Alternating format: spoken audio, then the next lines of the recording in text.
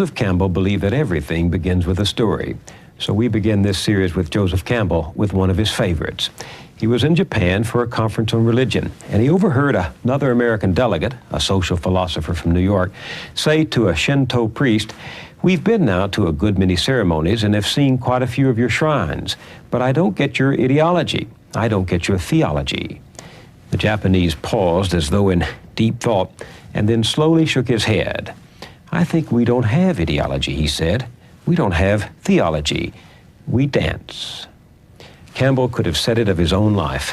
When he died in 1987 at the age of 83, he was considered one of the world's foremost authorities on mythology, the stories and legends told by human beings through the ages to explain the universe and their place in it.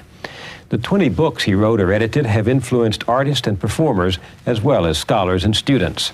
When he died, he was working on a monumental historical atlas of world mythology, his effort to bring under one roof the spiritual and intellectual wisdom of a lifetime. Some of his books are classics. The Hero with 1,000 Faces, which established his fame 40 years ago, and his 4-volume study of mythology, The Masks of God. Joseph Campbell was one of the most spiritual men I ever met, but he didn't have an ideology or a theology. Mythology was to him the song of the universe, music so deeply embedded in our collective unconscious that we dance to it even when we can't name the tune. Over the last 2 summers of his life, we taped these conversations in California at Skywalker Ranch, the home of his friend George Lucas, whose movie trilogy Star Wars had been influenced by Campbell's work. We talked about the message and meaning of myth, about the first storytellers, about love and marriage, gods and goddesses, religion, ritual, art, and psychology. But we always came around to his favorite subject, the hero with 1,000 faces.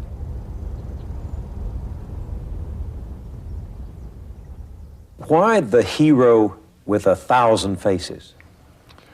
Well, because there is a certain typical hero sequence of actions, which can be detected in stories from all over the world and from many, many periods of history. And I think it's essentially, you might say, the one deed done by many, many different people. Why are there so many stories of the hero or of heroes in mythology? Well, because that's what's worth writing about. I mean, even in popular novel writing, you see the main character is a hero or a heroine. That is to say, someone who has found or achieved or done something beyond the normal range of achievement and experience. A hero properly is someone who has given his life to something bigger than himself or other than himself. So in all of these cultures, whatever the costume the hero might be wearing, what is the deed? Well, there are 2 types of deed. One is the physical deed, the hero who has performed a war act or a physical act of heroism, saving a life, that's a hero act. Giving himself, sacrificing himself to another. And the other kind is the spiritual hero who has learned or found a mode of experiencing the supernormal range of human spiritual life and then come back and communicated it. It's a cycle. It's a going and a return that the hero cycle represents.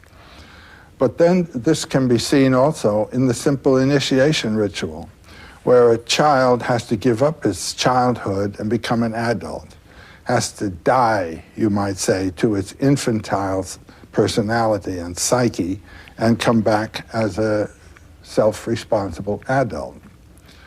It's a fundamental experience that everyone has to undergo. We're in our childhood for at least 14 years, and then to get out of that posture of dependency, psychological dependency, into one of psychological self-responsibility requires a death and resurrection. And that is the basic motif of the hero journey. Leaving one condition, finding the source of life to bring you forth, in a richer or more mature or other condition. So that if we happen not to be heroes in the grand sense of redeeming society, we have to take that journey ourselves spiritually, psychologically, inside us. That's right. And Otto Rank, in his wonderful, very short book called The Myth of the Birth of the Hero, he says that everyone is a hero in his birth. He has undergone a tremendous transformation from a little, you might say, water creature living in a realm of the amniotic fluid and so forth, and then coming out, becoming an air-breathing mammal that ultimately will be self-standing and so forth. This is an enormous transformation, and it is a heroic act, and it's a heroic act on the mother's part to bring it about. That's the primary hero form, you might say. Still a journey to be taken after that. There's a big one to be taken. And that journey is not consciously undertaken. Do heroes go out on their own initiative? Well, they're both kinds. A very common one that appears in Celtic myths of someone who has followed the lure of a deer or animal that he has been following, and then carries him into a range of forest and landscape that he's never been in before. And then the animal will undergo a transformation and become the queen of the fairy hills or something like that. That is one of not knowing what you're doing. You suddenly find yourself in full career of an adventure. There's another one where one sets out responsibly and intentionally to perform the deed. For instance, when Ulysses' son, Telemachus, was called by Athene, "Go find your father." That father quest is a major hero adventure for young people. That is the adventure of finding what your career is, what your nature is, what your source is. He undertakes that intentionally. Then there's one into which you are thrown and pitched. For instance, being drafted into the army.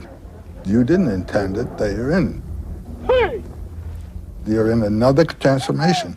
You've undergone a death and resurrection. You put on a uniform. You're another creature.